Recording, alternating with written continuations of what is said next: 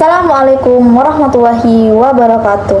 Perkenalkan, nama saya N. Indah Radila dengan NIM 221101010007 dari kelas PAIA 6. Di sini saya akan menjelaskan tentang manajemen sarana dan prasarana atau bisa kita sebut sarpras pendidikan di sekolah. Materi yang akan kita bahas kali ini yaitu pengertian dan ruang lingkup sarpras pendidikan, prinsip dan prosedur penerapan manajemen sarpras pendidikan, dan model penerapan manajemen sarpras pendidikan di sekolah. Nah, untuk yang pertama yaitu pengertian dan ruang lingkup sarpras pendidikan. Pengertian sarana dan prasarana pendidikan. Pendidikan merupakan sebuah upaya yang dijalankan oleh seorang dengan tujuan sadar guna mengasah kompetensi anak agar menjadi pribadi yang bermanfaat bagi agama, negara, serta masyarakat. Standar nasional pendidikan berperan sebagai faktor penting dalam membentuk sistem pendidikan yang berkualitas. Standar nasional pendidikan ialah ketentuan dasar terkait sistem pendidikan di semua wilayah hukum negara Kesatuan Republik Indonesia. Ruang lingkup SNP mencakup 8 standar, yaitu 1. Standar kompetensi peserta didik sekolah, yang kedua standar materi, yang ketiga itu standar pelaksanaan, yang keempat adalah standar evaluasi pendidikan, yang kelima adalah sumber daya manusia, yang keenam adalah standar fasilitas serta infrastruktur, yang ketujuh standar manajemen, dan yang kedelapan yaitu standar pendanaan. Fasilitas dan infrastruktur pendidikan termasuk sumber daya yang perlu ada di dunia pendidikan ataupun sekolah guna mendukung prosesi belajar mengajar. Kesuksesan proses pendidikan ataupun pembelajaran di sekolah sangat ditentukan oleh kondisi, fasilitas, serta infrastruktur pendidikan yang mereka punya, serta pengelolaan fasilitas dan infrastruktur tersebut. Nah, pengelolaan sarana dan prasarana adalah kegiatan yang mengatur penyediaan seluruh alat atau bahan guna menjalankan proses pendidikan di sekolah. Pengelolaan sarana serta prasarana diperlukan untuk mendukung proses pembelajaran. Manajemen sarana dan prasarana dapat dimaknai sebagai kegiatan yang meliputi penataan, bermula dari perencanaan kebutuhan, pengadaan, penyimpanan, serta penyaluran, pemanfaatan, pemeliharaan, penginventarisan, dan penghapusan, serta pengelolaan lahan, bangunan, perlengkapan, dan perabotan yang ada di sekolah.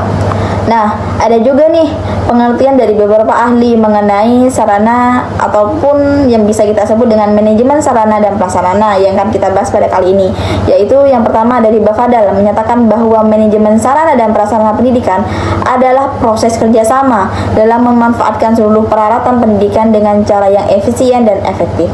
Yang kedua yaitu ada Rohiyat yang menyatakan bahwa manajemen sarana serta prasarana pendidikan mencakup seluruh rangkaian proses perencanaan, pengadaan, pemanfaatan, serta pengawasan sarana dan prasarana yang dipakai demi mencapai tujuan pendidikan di sekolah secara efektif serta efisien.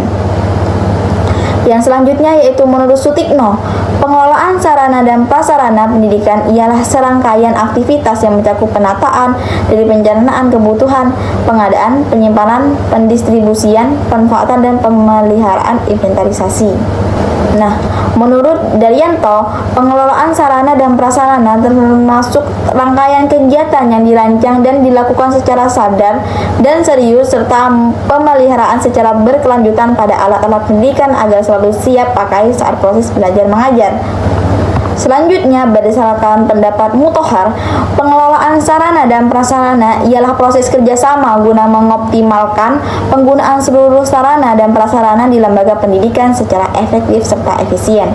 Menurut Mustari, manajemen sarana dan prasarana merupakan suatu kegiatan yang melibatkan pengaturan yang bermula dari perencanaan, pengadaan, inventarisasi, distribusi, pemakaian, pemeliharaan, penghancuran, serta akuntabilitas untuk barang yang bisa berupa bergerak atau tidak bergerak, peralatan sekolah, alat-alat pendidikan, dan sebagainya. Nah, ada juga nih, sarana yang dijelaskan oleh Mulyasa meliputi semua perangkat serta perlengkapan yang digunakan secara langsung guna mendukung proses pendidikan, khususnya dalam proses belajar mengajar seperti gedung, ruang kelas, meja, kursi, komputer, serta alat dan media untuk pengajaran. Sementara prasarana didefinisikan sebagai fasilitas yang keberadaannya tidak secara langsung menyokong pelaksanaan proses pendidikan seperti kebun, taman sekolah, dan halaman.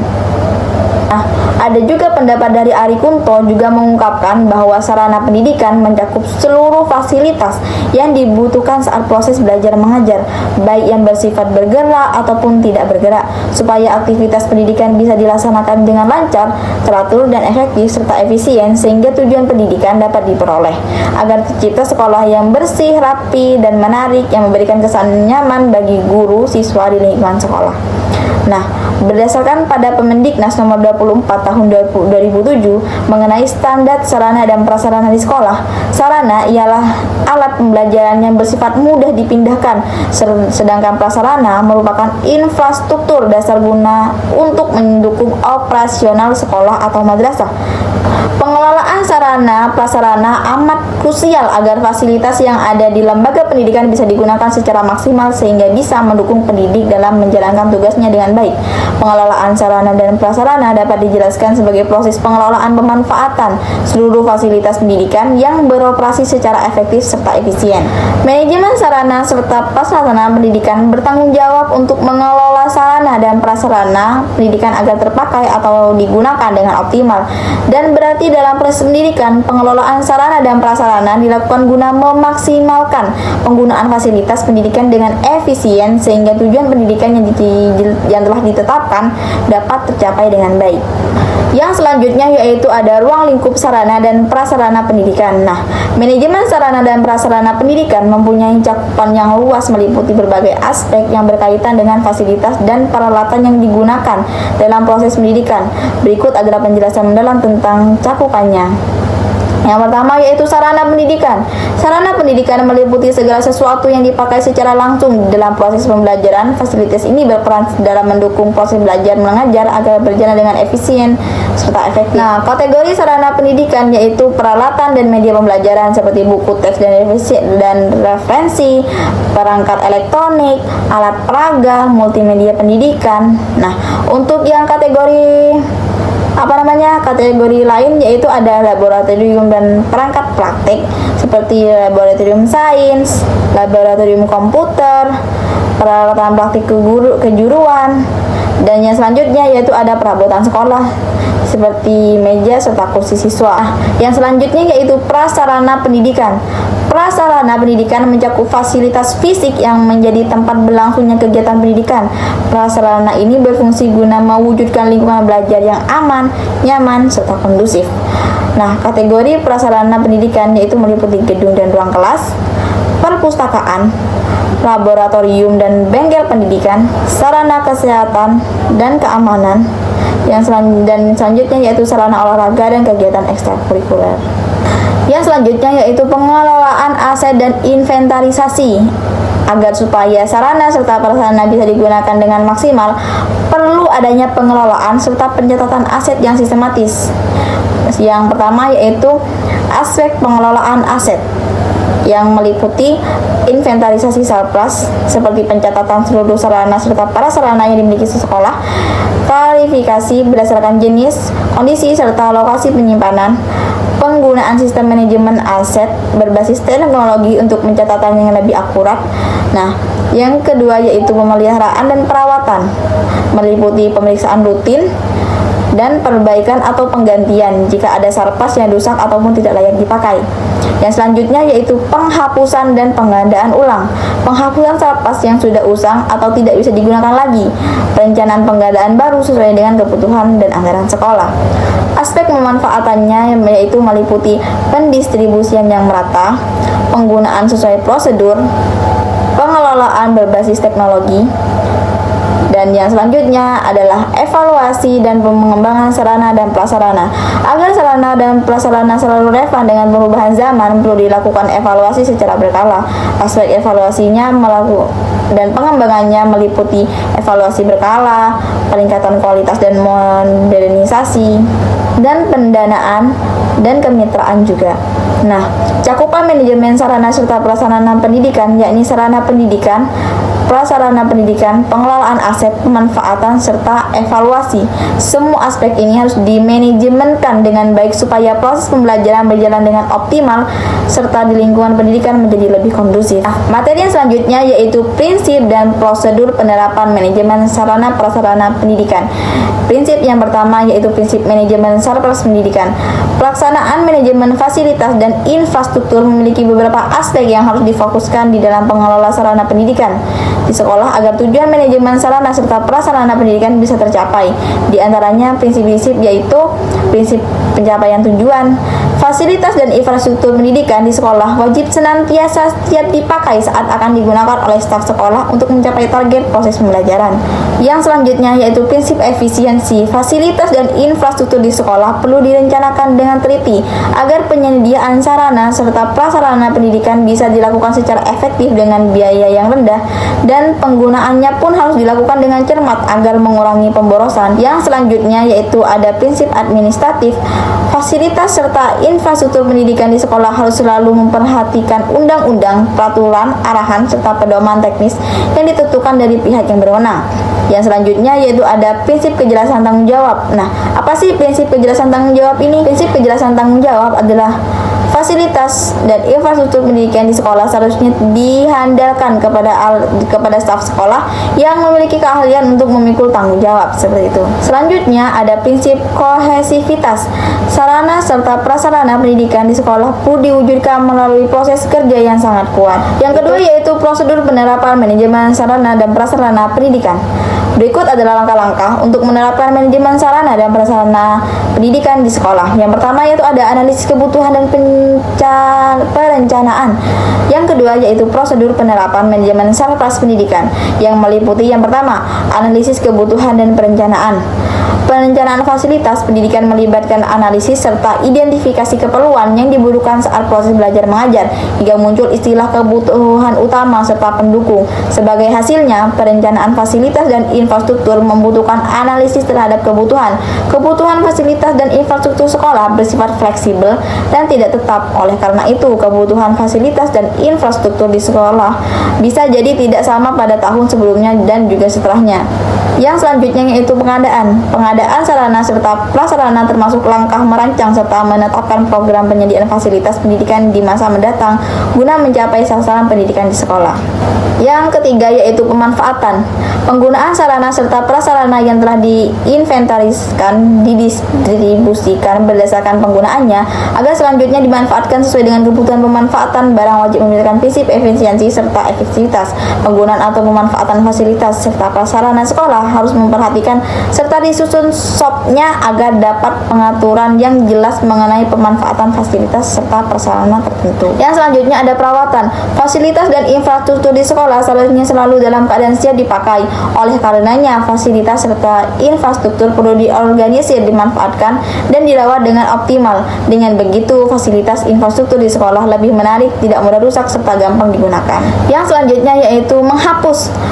Dalam hal ini, menghapus yaitu menghilangkan sarana dan prasarana adalah suatu aktivitas pelepasan sarana serta prasarana dari tanggung jawab yang ada dengan alasan yang bisa dipertanggungjawabkan. Menghapus, penghilangan sarana dan prasarana adalah suatu aktivitas pelepasan sarana serta prasarana dari tanggung jawab yang ada dengan alasan yang bisa dipertanggungjawabkan. Yang selanjutnya yaitu inventarisasi. Inventarisasi bermula dari istilah inventaris Latin yaitu inventorium yang merujuk pada daftar barang, bahan, dan sejenisnya. Inventarisasi merupakan suatu aktivitas yang mencakup pendaftaran, perencanaan dalam daftar, pengaturan ataupun penyusunan aset-aset milik negara atau daerah yang melaporkan penggunaan barang-barang pada pejabat yang berwenang secara rutin serta teratur sesuai dengan ketentuan serta prosedur yang berlaku sehingga memudahkan penyajian dan kekayaan negara baik berupa aset tetap ataupun barang bergerak. Proses pencatatan hingga pelaporan ini dikenal sebagai inventarisasi. Sementara barang yang dicatat berupa benda ataupun barang yang tahan lama disebut sebagai bahan inventaris. Nah, yang selanjutnya yaitu model penerapan manajemen sarana dan prasarana pendidikan di sekolah. Manajemen sarana serta prasarana pendidikan bisa diterapkan melalui berbagai model yang disesuaikan dengan kebijakan pendidikan, kondisi sekolah, serta kebutuhan pembelajaran. Berikut adalah penjelasan mendalam mengenai model-model penerapannya. Yang pertama yaitu model sentralisasi. Model sentralisasi adalah sistem di mana manajemen sarana serta prasarana pendidikan diadakan oleh otoritas pusat seperti Kementerian Pendidikan, Dinas Pendidikan, atau lembaga tertentu yang bertanggung jawab atas pendidikan, manajemen sarana serta prasarana pendidikan. Yang selanjutnya yaitu ada juga ciri-ciri model sentralisasi.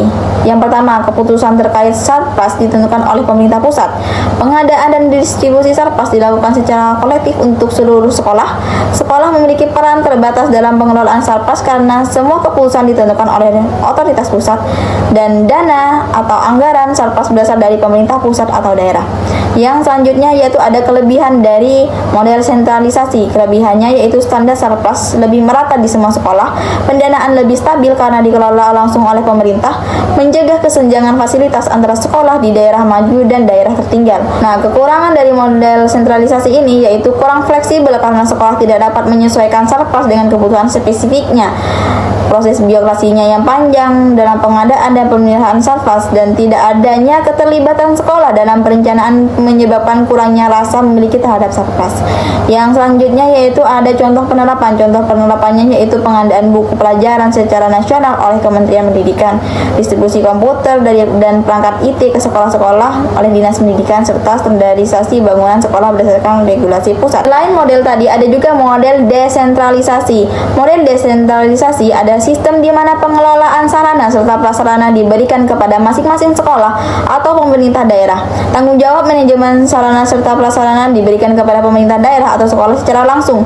Dalam model ini, sekolah memiliki kebebasan untuk mengelola Sarpras sesuai dengan kebutuhan mereka, termasuk dalam perencanaan, pengadaan, pemeliharaan, dan pengembangan fasilitas. Ciri-ciri model desentralisasi ini adalah keputusan terkait Sarpras ditentukan oleh sekolah atau pemerintah daerah. Sekolah memiliki kebebasan dalam merencanakan, mengelola, dan mengembangkan Sarpras sesuai dengan kebutuhan.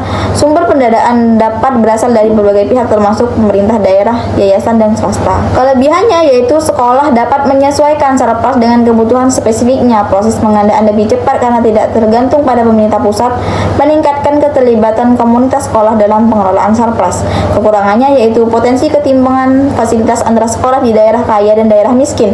Tidak semua sekolah memiliki kemampuan manajerial yang baik dalam mengelola Sarpras. Dan dana tidak mencukupi sekolah hingga kesulitan dalam mengembangkan Sarpras. Contoh penerapannya yaitu sekolah yang mengelola anggaran bantuan operasional sekolah atau BOS untuk pengadaan Sarpras secara mandiri. Pemerintah daerah yang menetapkan kebijakan pengelolaan Sarpras untuk sekolah di wilayahnya. Yang selanjutnya adalah model berbasis teknologi. Model berbasis teknologi menggunakan sistem digital dan perangkat lunak untuk memanajemen serta sarana dan prasarana pendidikan dengan lebih efisien. Model ini menggunakan sistem informasi manajemen dan perangkat lunak untuk menginventarisasi, mengontrol, serta mengoptimalkan penggunaan fasilitas sekolah. Ciri-ciri model berbasis teknologi yaitu menggunakan sistem informasi manajemen untuk mencatat dan mengelola Sarpras, pemanfaatan perangkat lunak dan database untuk menginventarisasi Sarpras, penerapan teknologi cerdas, smart classroom, e-library, dan digital infrastruktur. Nah, kelebihannya yaitu pencatatan dan manajemen Sarpras lebih akurat dan transparan, memudahkan monitoring dan evaluasi kondisi Sarpras secara real time, dan mengurangi resiko kehilangan atau penyalahgunaan Sarpras. Kekurangannya yaitu membutuhkan infrastruktur teknologi yang memadai, memerlukan pelatihan bagi tenaga kependidikan agar dapat mengoperasikan sistem dengan baik, dan bisa jadi mahal untuk diterapkan di sekolah kecil atau daerah terpencil. Contoh penerapannya yaitu sistem informasi sekolah yang mencatat kondisi dan penggunaan Sarpras secara digital, penggunaan e-learning berbasis LSM Learning Management System untuk pembelajaran jarak jauh, smart classroom yang dilengkapi dengan papan tulis interaktif dan perangkat pembelajaran digital. Model yang terakhir yaitu model partisipatif. Model partisipatif melibatkan berbagai pihak termasuk guru, murid, wali murid, masyarakat, dan dunia usaha dalam pengelolaan sarana serta prasarana pendidikan. Model ini memiliki tujuan yakni guna meningkatkan rasa memiliki terhadap Sarpras di kalangan warga sekolah serta mengurangi beban keuangan sekolah dalam pengadaan dan pemeliharaan fasilitas. Adapun ciri-ciri model partisipatif yaitu sekolah dan masyarakat bekerjasama dalam pengadaan dan pemeliharaan Sarpras.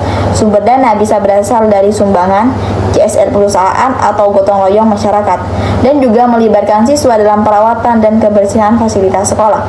Nah, kelebihan dari model ini yaitu menumbuhkan rasa memiliki terhadap sarana sarana-prasarana di kalangan warga sekolah, mengurangi beban keuangan di sekolah dalam pengadaan dan pemeliharaan surplus. Kekurangannya yaitu bisa terjadi ketimpangan jika masyarakat sekitar tidak mampu berkontribusi.